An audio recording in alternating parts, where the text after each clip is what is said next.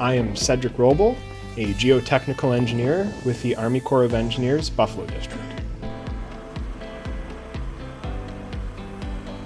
Here I am explaining how the rock mass is changing with depth. We want to see if it has any holes. Why do holes matter?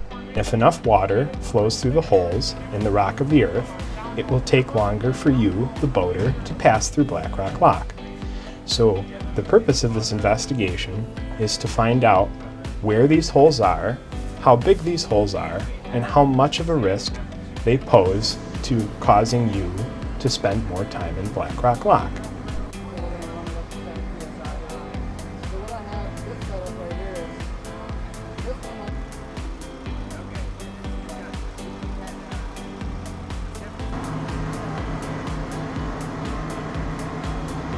A lot of our maintenance projects here at the Buffalo District is understanding what was done before. A lot of our structures were built in the 1800s. Drilling tells us what's under the lock, and understanding what we're building on is of critical importance to making not only sound repairs, but repairs that make economic sense, saving money for the taxpayer and ultimately improving the time it takes for them to get through the lock.